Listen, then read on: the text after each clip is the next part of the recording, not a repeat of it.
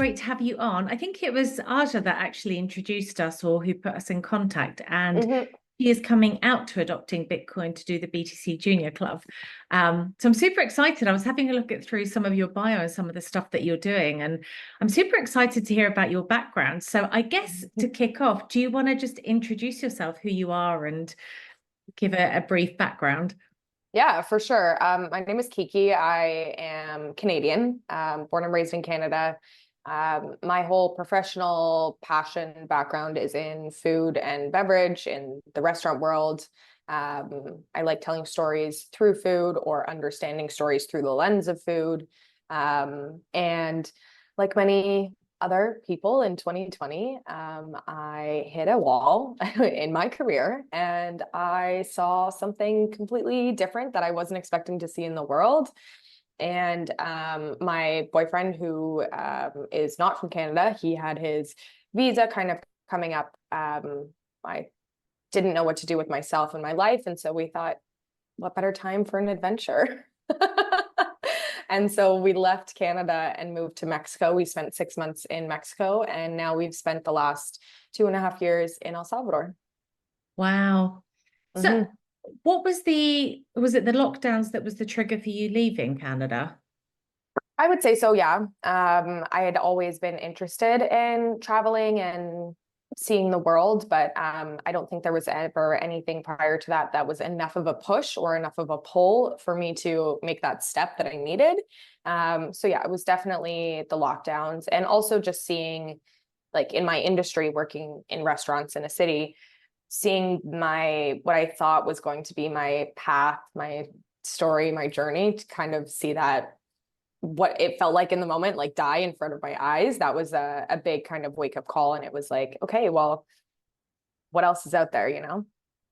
Yeah, it's kind of crazy actually how that whole industry got wiped out. Somebody was reading off some stats the other day, and I forget what they were, but I was just stunned. It was something about the number of businesses that had closed. And it's something like in Canada, I think 1 in every 20 businesses over the last year has shut down, which is Yeah. insane. I mean, it's just Yep. completely insane. Like Yeah. unsustainable. I guess actions have consequences. So Yeah. what triggered? I mean, obviously you moved to El Salvador because it's Bitcoin country, so that's kind of obvious. But was that a huge driver for you? Like, why didn't you just stay in Mexico?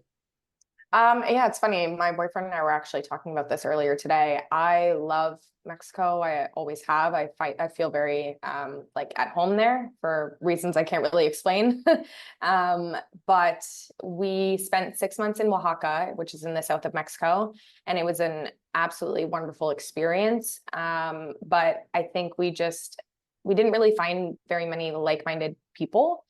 And we both come from like a very social like restaurant background, and to not have a community around us, or like a large group of people that we could socialize with and rely on, and that sort of thing, it was very, very difficult. And we saw what was happening on Bitcoin Twitter and we were like, why not? Let's check it out.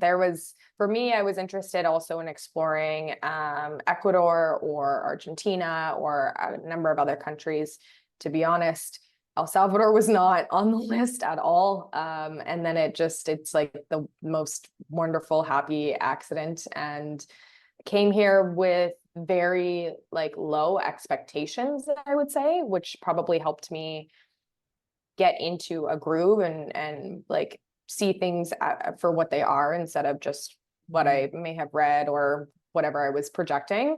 But yeah, came here with very little expectations, not sure how long we were even going to be there.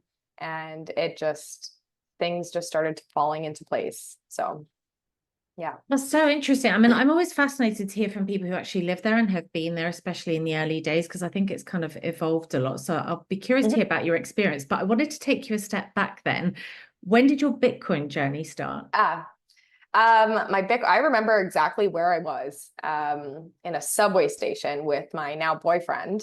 He had been reading the Bitcoin Standard, and we were working together, and he brought it to work. And so I was like, this is interesting. What is this all about? And I remember exactly where we were when I looked at him and I said, so what is this whole Bitcoin thing? And his face just lit up, like he was like waiting for someone to ask this question. And it was kind of like a slow intro for me. I don't think it like fully hit immediately. But I'm a curious person. I like technology to a certain extent. So it was interesting, but it wasn't until I was able to see it through the lens which I needed to see it through, which was by reading the Bitcoin Standard and the part where Saifedean talks about the like fiat food industry and how how unfortunate that whole thing has unraveled. But like for me, that was the end. That was the way for me to understand and make sense of it. Yeah, exactly. And then from there, once I was able to approach it from that perspective, the other things kind of started falling into place. But it was challenging because the only other Bitcoiner I knew was my boyfriend. And until we moved to El Salvador, I never even met another Bitcoiner in real life. So it was like kind of living in like this fantasy situation online. But also that gave me the opportunity to like integrate it into my life at my own pace and my own time and make sense of things and have it help me make sense of the world, if that makes sense. So it did were you with your boyfriend already when he read that book? So you guys were Yes. already together. Okay. Yeah. And what Well, triggered him? we were just getting together kind of at that time. Right. Yeah. Oh, Yeah. so almost the whole relationship has been under a Bitcoin. Yeah. That's interesting. What triggered him to read the book? Like, why did he pick that up? I mean, I think he got into it or heard about it, started learning a few years prior, around the 2017 cycle. But it wasn't until, yeah, we were locked down and stuck in tiny apartments in a cold country with nothing else to do except for go on YouTube that he kind of was like, well, I guess he read it a little bit before that, but that's when it also kind of really started becoming a thing. That's where it went from like an interest to like, I'm a Bitcoiner and I live my life based, not necessarily entirely based on these principles, but like it's integrated within me as a human being now. So yeah, he had been interested and the cards just aligned for him at the right time. And I waltzed in, I guess, and asked the right questions at the right time. And yeah. That's incredible. And so tell me about the journey to El Salvador then. Like, what's that? How difficult is it to move there for a start? Because you were there fairly early on, and I imagine things are a little bit more seamless now. But when you first moved there, like, what was the process like? The process part was easy. Like it was pretty straightforward. You come here, for most people, you can come here and get a tourist visa for very cheap. If you are paying for it, it's probably $12. And it's been like that for a long time. When I first came here, the tourist visas were 3 months. And if you overstayed those 3 months, it wasn't a huge deal. And so that was really, really common. Now it's 6 months. They take it a little bit more seriously if you overstay, but like it's the barrier to entry in that sense is very, very low. When you land like at the airport, they're super welcoming. It might be a little bit kind of a culture shock depending on where you're coming from to get to like from the airport to your place or to kind of settle in for the first few weeks. But now definitely things are a lot more seamless. There's more services, there's more people, there's more English if that is something that you need. But when I first came, honestly, it was pretty easy. It was more just the getting used to life in Latin America than it was having to do anything specifically with El Salvador. And what I mean by that is life in Latin America, it just happens and you're just a part of it. You're just along for the ride. And so you can make all the plans that you want. You can, make this journey and this story of how your day is going to go, how your week is going to go. But it's going to go how it's going to go, and that's okay. And so that's, I think, the harder thing for people when they decide to move here is like there's a process of shedding some of your the things that you hold on to and some of your even personality traits sometimes because you are just in a different environment and you have to adapt. And if you don't want to adapt, then you probably don't end up staying here. And that's okay. There's nothing wrong with that. It's not for everybody. But yeah, I would say the actual process is quite easy. It's more about like what's going on internally for you during that time. Yeah, I guess it's a bit more of like a manana culture versus that very kind of Anglo-Saxon Protestant work ethic, like, Yeah. nose to the grindstone the whole time. Yeah. Um, did you have like, did you speak any Spanish when you got there? You spent some time in Mexico, so did you manage to pick any of the language up, or are you still learning? Very, very little when I was in Mexico. And even now, like my Spanish is nowhere near as good as I thought it would be or would hope for it to be. It's good. I can, conversate. But like But you it, can, really? yeah. Because Oh, I've been in situations where I didn't have an option. And it was important to me to learn. So I did work with a teacher for a while, but my teacher was Mexican and I live in El Salvador, and depending on the background of the person that you're speaking to, oftentimes it's like a whole different language different entirely. dialect. Yeah. Yeah. Yeah. I've often wondered that actually of Latin America, because I grew up in Italy, so I speak Italian, but I did have some Spanish lessons, but from a Spaniard. And Hmm. then I noticed that when people talk in Latin America, they don't do the th. So it's Hmm. gracias, not gracias, and things like that. And that Hmm. seems to be uniform across Latin America, which is actually easier to understand, to be fair. I think so much easier kind of Spanish to pick up. But Yeah. I've always been curious about how different it is between the different countries. Yeah, it would like probably surprise a lot of people. Like something as simple as the word for straw is very different in many different Latin American countries, and there's connotations for some of the versions of it in other places. It's one of those things that you have to make a mistake and then you learn from it and you laugh. But yeah, even just the most simple things that you would think, okay, everybody's speaking Spanish. It's like, no, there's so much more to it than that. And that's what makes it really interesting as well. And just coming from a place like in the south of Mexico that's very like in touch with their ancestral roots.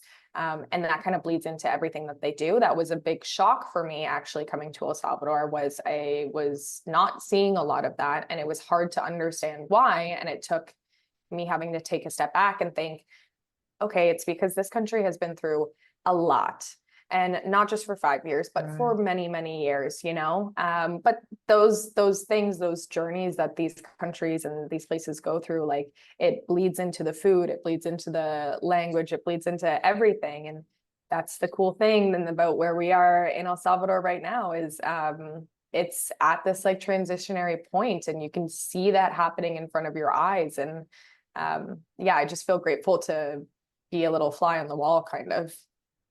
So what have you sort of set yourself up doing since you've been there? Because it feels like you've got your fingers in a lot of pies. You're doing like the Adopting Bitcoin conference, so we'll talk about that. And then you've got like Mhm. some of the food related stuff as well. Like, how did you kind of establish all of that? And what was the process and the journey you took to get involved in those various projects? Yeah, so when I first moved down here, I was working online. And I coming from like a world that's very physical, hands-on, it was like an interesting transition to have to be at my desk at a computer 9 to 5. And what that allowed me though was the time and space to like try new things that I wouldn't have thought about before. I've always, like I said, like really loved food and worked in the world of food, but I didn't spend that much time actually learning how to cook myself at home, right? And so it was something as simple as I saw someone making butter on Instagram and I thought, hey, that looks like fun. Let me give it a try. And I made butter. And now that's one of the Wow, things that I do. I have a little business and I make butter, and I work with raw dairy. Um, that's and incredible. especially for like in Canada, raw dairy is illegal, like very, Right. very, you can't get your hands on it. So it feels a little bit rebellious. Is that not the case then in El Salvador? Like, are the sort of regulations a lot more lax in general? It depends on the specific thing. In some areas like this, they are definitely more lax. In other areas, for example, something I was surprised by was the health regulations for restaurants and food service. You can't use a wooden cutting board. It has to be plastic. Yeah, it's like it's the little things, the weird little things that, when I see that, I'm like, microplastics, this is a problem. Right, that's But actually weird. It's almost because wood is like always, isn't it sort of naturally antibacterial? yes, I think that we as people understand that. But when you come at it from like a very sanitary, I guess, perspective, what can happen is bacteria can live in the wood if it's not treated properly and if it's not like washed properly. And I think that's the problem with that one specific thing. But it's a good example of like, yeah, if you can buy, produce, sell raw dairy, no problem, but you can't have a wooden cutting board in your restaurant. Nuts. Yeah, yeah, it's just interesting. And so what, butter was your first kind of food project, was it?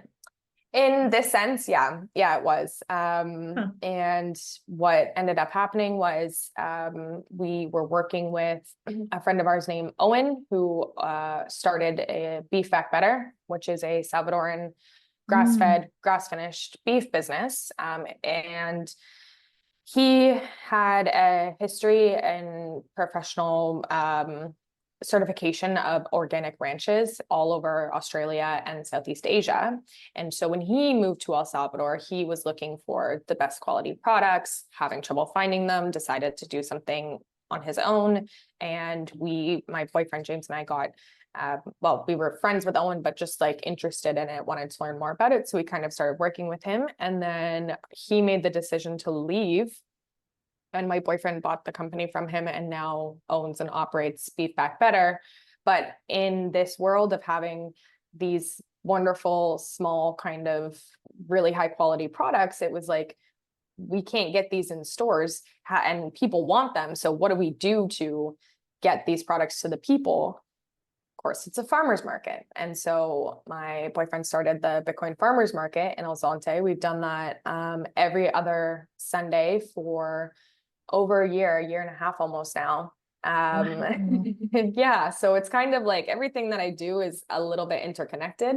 They're individual things, but they're interconnected. And I'm grateful that I've been able to like weave this blanket of life of all these different experiences and different things and make them make sense together. So you're basically producing your like raw butter. You started a farmer's market, your boyfriend's selling the beef, you're selling the butter. That's incredible that you've just like done that in like how long? What, 2 years that you've been there? Yeah, 2.5 years. Yeah. Wow, that is Yeah. insane. That is absolutely insane. Yeah. I'm sorry, I'm still having like trouble absorbing that. That's incredible to have stood all of that up. So how many people come to the farmer's market and how many sellers do you have? It's very, I think the beautiful thing about what James has done with it is it's very opt-in. So sometimes we will have like 35 vendors and other times, maybe depending on the weather or the time of year, maybe it'll be closer to like 20. But the That's a lot idea, though. it's still good. Yeah. And Oh, the idea is that it is like a free and open marketplace where anybody can come and interact with sellers and purchasers, and it's free. The vendors who participate are not paying a fee to be a part of this. The only requirement, the only rule is that the vendors must accept Bitcoin if the client wants to pay in Bitcoin. But it has come to the point where like people understand, like they know what the Bitcoin farmers market is, they know where and when, they know that they can get interesting products. So it's actually bringing in people who have nothing to do with Bitcoin as well, which is kind of the perfect little planting of the seed, right? Is you get people around it and it's in front of them, and inevitably at some point or another, they're going to say, hey, what is this? Or how do I get in, yeah, yeah, that's the farmers market. that's wild. And who comes and sells there? Is it typically Bitcoiners? Is it locals? Are they people who've moved there like yourself and started businesses? Like what's the kind of range of vendors that you have? It's kind of a little bit of everything. I think when we first started it, we were really wanting to get as many locals involved as possible, and we are definitely still doing that. But for us, because our Spanish wasn't perfect, we weren't locals ourselves. That was a little bit of a process of even just like having people trust us and know that like we're just here to have this space and have this community event. But now I would say I think it's probably more, maybe if I'm thinking about the last couple, maybe like 70-30, 60-40 local Salvadorans and expats. And that's like anybody is free to participate, right? As long as you're not putting others in harm's way or anything like that. Yeah, it's an interesting mosaic of people. And it's down on the Sure. beach. So like, how do you guys organize? Do people just bring their own tables and set up and sell what they want, however they want? Like there's no specific structure to where you're allowed to put your stand or whatever. Yeah, I think like we've done it enough now, and there's enough regular vendors, if you will, that people have their spots that they like, and that's generally just respected and accepted. We provide tables, a certain amount of tables and chairs. But because it's free, there's only so far that the money can go there, the very small budget that's put towards it. So we do encourage people to bring their own tables and maybe a canopy or whatever. But sometimes people are just at the beginning of their entrepreneurial journey and they don't have those things and they're just testing the waters. And so that's why we have the tables available for people. That's so cool. Yeah. Wow, I love that. It's Yeah. just crazy. It's just like, oh, I'm going to set up a farmer's market, done. Gosh, wow. So what about adopting Bitcoin then? How did you get involved in that? Um, that was also, I guess, through James. I think Kamal we did a farmer's market during the El Zonte day of adopting Bitcoin last year. So we know Kamal, we've met Kamal, we spent time with him. They know who we are. And Sorry, is Kamal the guy that organizes adopting Bitcoin? exactly. Okay. Yes, exactly. And so when this year came around and they decided to do it again here in El Salvador, Kamal and James started talking. And originally my role was a little bit different, but it's kind of evolved because these sorts of events take a village to put on in the best kind of way. It's fun to be on a team of people who are just like constantly looking for more interesting, better ways of doing things. Yeah, we kind of got involved because of the farmers market, and it's just grown and snowballed, and we've been able to bring in different people to be involved in different areas as well, which has been awesome. It's kind of spreading the love, I guess you could say. Wow. Yeah, I had a look at the speaker list actually this year. It's massive. I mean, you guys have a ton of people coming and presenting. It's insane. Wow. Yeah. Where is it hosted primarily then? Is it down on the beach? No, it's in the city. So for the first year that they did, I believe it was at the Sheraton Hotel and Conference Center. Then the next 2 years were in the Hilton, again, like a kind of hotel conference area. And so this year is at a venue called Salamanca. It is completely different. It's like strictly an event venue. There's no hotel, there's no restaurant on site. So we're working a little bit harder to bring in more, whether it's food or activities, that kind of thing. But it's nestled maybe about 10-15 minutes away from the center of San Salvador in these absolutely beautiful mountains. It's got a great view. It's like, it's nice. I'm really looking forward to people being able to experience like all of the amazing things about a Bitcoin conference, but then also be nestled amongst nature, you know? Yeah, that's pretty incredible. I imagine it must be beautiful. I mean, everybody I know that's been to El Salvador says it's gorgeous and, really incredible. Everyone says it's super hot. But can you talk a bit about like what are the best bits of El Salvador that you found since you lived there? I mean, I think most people would say the same thing, but honestly, the best bit is the people, whether it is other people who are traveling or have moved there or local Salvadorans. Everybody's really just wanting a better life, wanting to help each other get to a better life. And you can feel that. You get that sense of like optimism and hope. And I think that that's something that is lacking in a lot of other places, unfortunately, at this time. So I would say that's the number one. I think that's the thing that surprises people the most. And it's also one of the biggest reasons why people decide to stay in El Salvador. Aside from that, I think the other thing that people, if you haven't been, or if you've been and you haven't kind of gone outside of the beaten path of the tourist stuff, is it's really like diverse. Like you have the beach. Everybody, we think about the beach, we think about surfing, we think about the heat, and you have that, and it's great. But you also can go 3-4 hours up into the mountains, and you have cold, like everybody's wearing pants and sweaters, and beautiful old trees and mountain, volcano, like just nice. It almost, like some parts of it honestly kind of feel like Canada. And people don't know that that's there. They don't expect that. They don't think about that. And then if you go to the east of the country, there's more of like a desert area.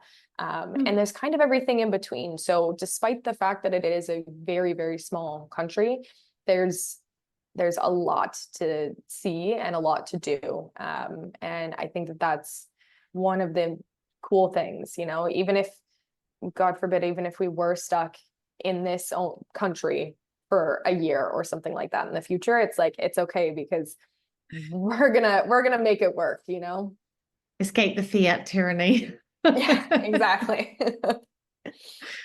Gosh, that's incredible. So what's the process then if you go there? So if you go there on a tourist visa and you want to stay long term, like do you just go in and out and renew your tourist visa? Or I know that now they're doing all these different programs to try and attract entrepreneurs and all of this kind of stuff. Like how do some of those work, and how flexible, how efficient are they, if you like?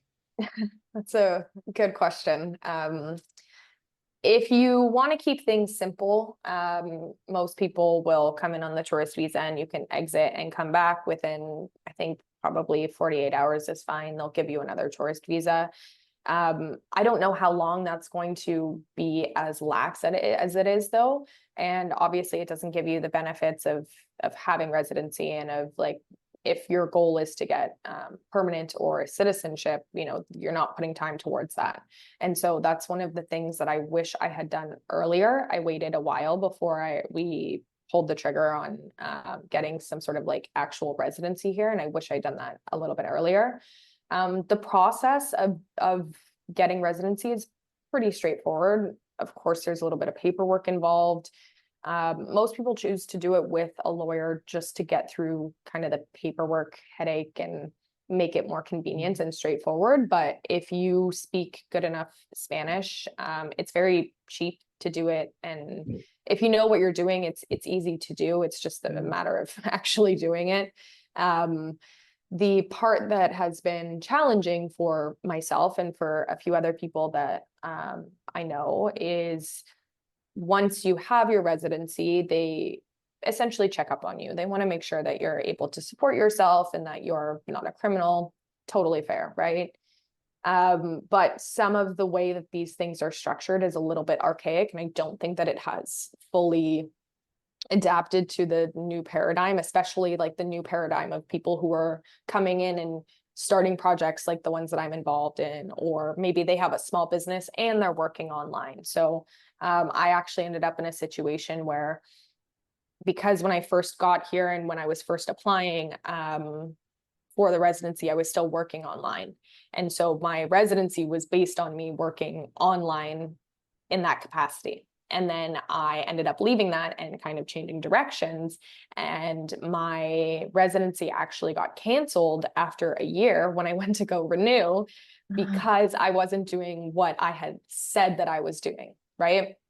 Which in hindsight is fair. I just wasn't informed that that was going to be a problem. I didn't know that that was going to be an issue. And I think I did the maybe slightly naive thing of being very honest with them when they came to do my immigration checkup. And I said, yeah, I'm not working right now. I'm going to be opening a business.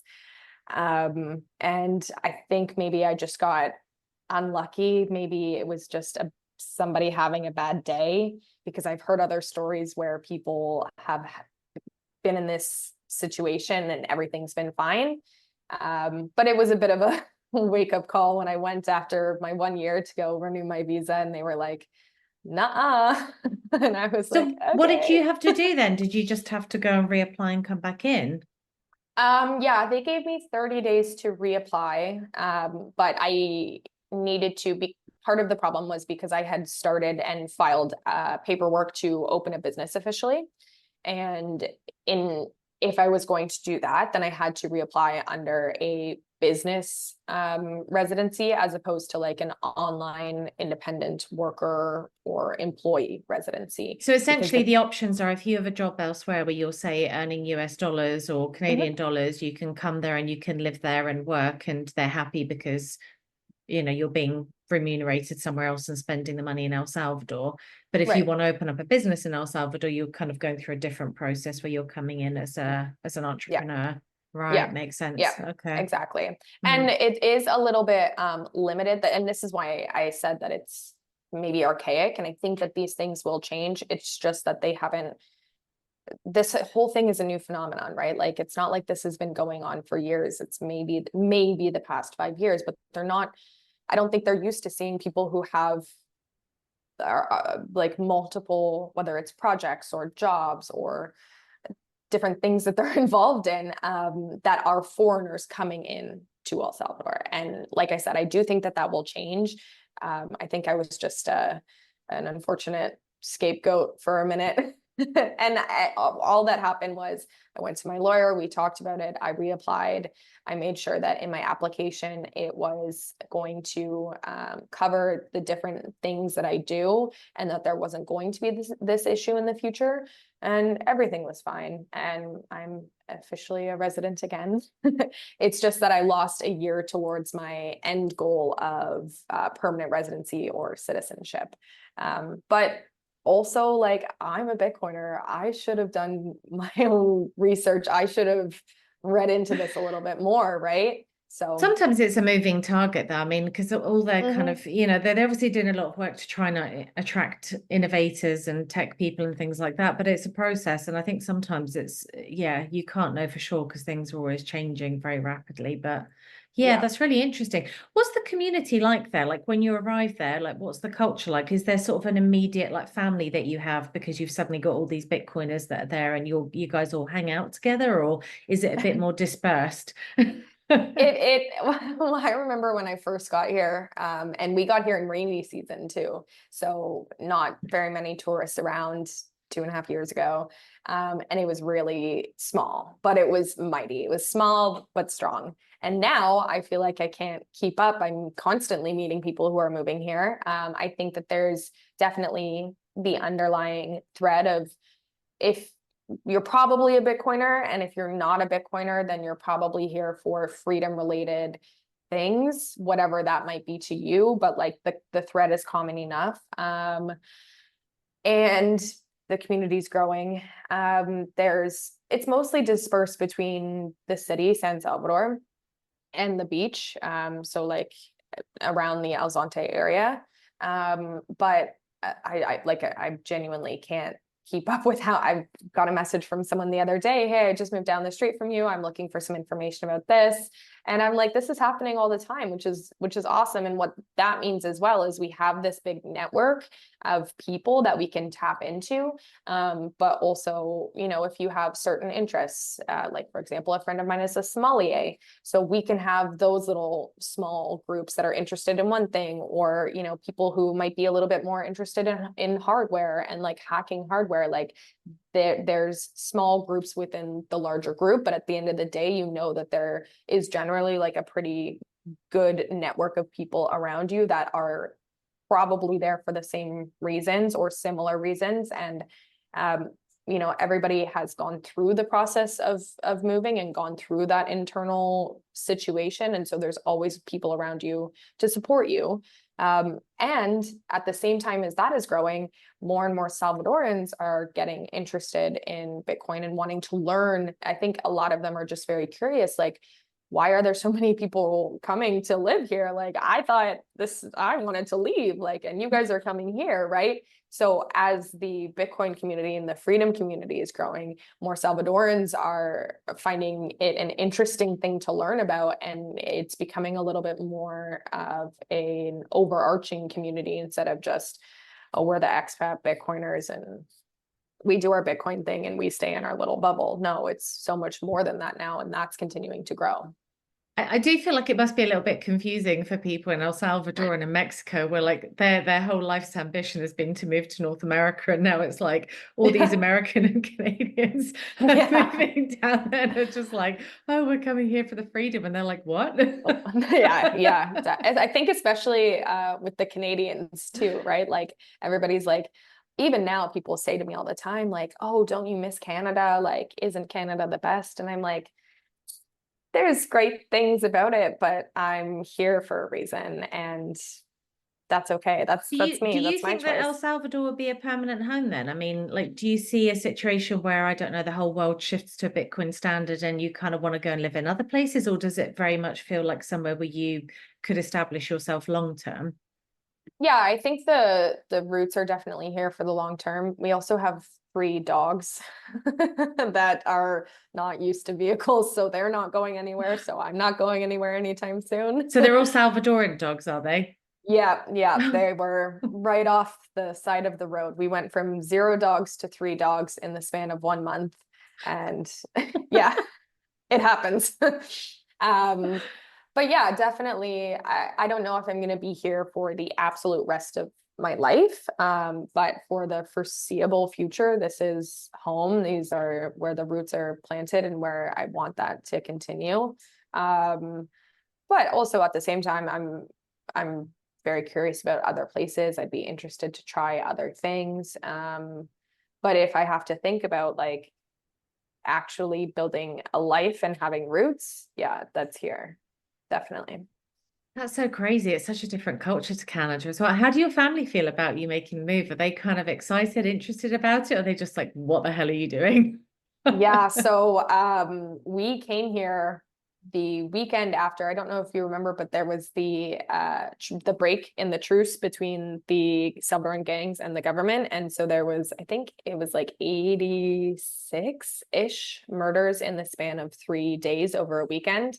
And so we were arriving on the Tuesday after that weekend. And I remember we were about to kind of pack up and everything, and my mom calls me and she was just beside herself, like just sobbing, like so worried about her kid, going to something into an environment that she felt was going to be really unsafe. And yeah, she was really upset. And I had to say to her, like, I'm really sorry. I know that this is hard for you. I know it's probably something that you don't understand, or maybe you never will, but it's happening. I'm doing it. And here I am, living to tell the tale. But yeah, my family, I think they're supportive of me and my happiness, but I think that they would rather see me elsewhere. But that's also like living a conventional life. yeah, exactly. And they're, lovely, honest people. And so I get it. And I have a lot of empathy for that. My dad is coming around. My dad is spending a lot of time on TikTok, which I'm not so sure if I'm okay with. But he started following, I guess, a few like travel influencers. And so now my dad is telling me news about El Salvador. And so I think that's his way of trying to understand it a little bit better. And I hope that they will come. They haven't been yet. I don't know when they will. I hope they will, because I think what they would see and what they would find is like an understanding of why I'm here and why so many people are making this decision. But I genuinely believe that everybody's kind of on their own journey with these things, and that's okay, yeah. I mean, you're pioneering. I mean, what you're doing is really quite incredible, because you're really kind of, yeah, I mean, you're a pioneer. You're going into a place that is just in a state of flux, and there's a whole new world being built. And I just think there's a lot of very brave but adventurous and kind of optimistic people that are just kind of like, hey, we'll just give this a shot. And truth be told, I mean, if it doesn't work out, you can always move back to Canada. It's not like this is an irreversible decision, at least not for now. Yeah. So Yeah. obviously it depends what happens up north with everything. But yeah, I mean, it does feel like America and Canada are in a very what's the word? Strange phase, maybe. It's things, I mean, Hmm. I'd say actually the whole Western world, because you could say the same thing about Australia as well, and the UK. They're all kind of in a very weird dystopian phase in their evolution. It definitely feels, and certainly with that group of countries, like the Five Eyes countries, Hmm. there's definitely some like weird ass shit going on with all of them in terms of just culture and laws and just Yeah. general attitude to things. It's kind of bizarre. So yeah, it's interesting. I mean, I'm really curious to visit El Salvador. I mean, it looks like a beautiful place from a nature point of view, and Hmm. I'm just really interested to see what this kind of Bitcoin evolution looks like. I have a question for you about adopting Bitcoin then. Like, what is the Hmm. objective, do you feel, about that event? Is it just a way to bring Bitcoiners together, or is it a way to kind of promote it to non-Bitcoiners? Like, what do you see the objectives of the conference as being? I would say from my perspective as someone who's gone in the past, is now part of the organization team, but kind of understanding the brand through the lens of Kamal, who him and Noor were the people who started it. Um, I think it is more about having a space for Bitcoiners to come and like build, to come in and bounce ideas off of each other, to talk about businesses or advancements in certain areas that they think are going to bring value to people. There's a lot of really fun, exciting things that happen around it, but at the end of the day, like, it's a high signal conference for builders, and that is the most important thing. That's what makes adopting Bitcoin interesting and maybe unique and brings people in, is because they know that they're going to get a lot of value out of it. It's not the type of thing where, like, somebody might be interested in speaking and they want to be on the main stage and they throw a bunch of money around and everybody shakes hands and goes to the party after. No, it's like, it's very merit based. It's very yeah, it's meant for builders. So whether or not you're super technical, I was really nervous the first time that I went, because I thought I was going to be completely, out of my comfort zone, which I was a little bit, but like, you don't have to be technical to get the benefits of being in a space that's meant for builders and meant for these sorts of things to flourish. And it's interesting now because there have been companies that have been announced, or they've announced different things that they're doing with their company in the past, and this year they're coming back to kind of report back and say, okay, this is what's happened in the last year. And I know that there's going to continue to be that this year as well. New announcements, new things happening, that like, you're only going to get that information from adopting Bitcoin. And that's what makes it unique. That's amazing. Oh, that's really cool. I'm glad you're involved in it. I mean, so much admiration for you. I mean, just the sheer bravery and, kind of chutzpah it takes to do these crazy things and just embrace them and sky's the limit. So, I mean, congratulations and keep at it. I mean, I think it's incredible what you've achieved in such a short space of time. And there's not that many people that would be brave enough to do that, to move to a new country and start businesses and really just try new things. And you're doing it all under this kind of new monetary standard. So pretty incredible, actually. I mean, I do kind of look at people like you and I think, in the decades to come, we're really going to look back at you guys like, a bit like the people that came to Canada like 100 years ago and just set up on a farm in the middle of the prairie and were like, I'm going to just farm cows, live in a Yeah. sod house or whatever it is. I'm gonna make butter by hand. Yeah. I mean, that is just the coolest thing. I'm going to go and look at videos now because I'm like, how difficult is this thing to do? It's not as difficult as they want you to think it is, that's for sure. Right. Do you not just have to use vast quantities of milk, though?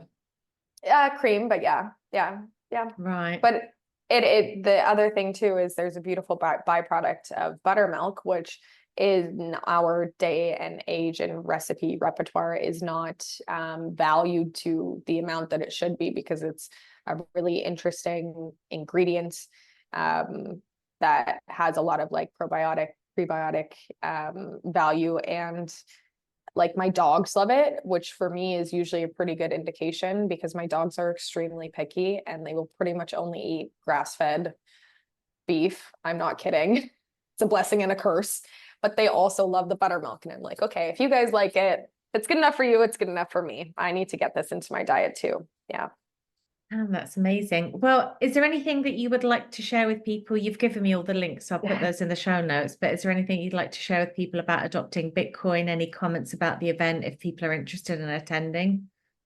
Yeah, I would say come with an open mind and an open heart, and you never know what you're going to find in El Salvador, and you also never know who you're going to meet. Yeah, I would say be open to the opportunities and the possibilities that are out there, because I definitely, if you had asked me even 4 years ago if I would be in this position that I'm in right now, doing what I'm doing now, I would have been like, what? You're crazy. But that's the thing about being curious and open. So that's what I would say. If you're planning on coming, have that perspective.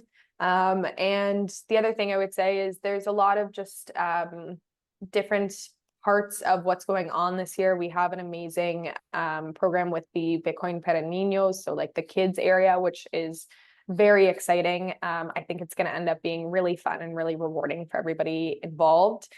We've got a fantastic art exhibition that's going to be happening.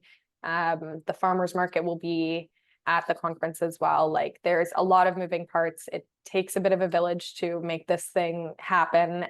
But it's going to be totally unique and interesting. And if you've ever had any itch, you want to, get away from maybe the political things that are going on wherever you're from, and you just need a break, this is a good place and time to do it for sure. The timing of it is perfect because it's on the 15th and 16th of November, right? Yeah. Yeah. Yeah. So right after the US election shit hits the fan. Great. Exactly. I think you might find people coming for the conference and then they just stay. Yeah, that wouldn't surprise me at all. And that's totally okay. You're more than welcome. Come on in. Oh, amazing. Well, thank you so much, Kiki. It's been so great to meet you and talk to you. And I'm so glad that Azra introduced ourselves. Unfortunately, I can't make adopting Bitcoin this year, but I will do my utmost best to come one year. I'd love to come to El Salvador and see it. So I will definitely put that on the bucket list. Awesome. I love it. Thank you for having me. It's been a pleasure.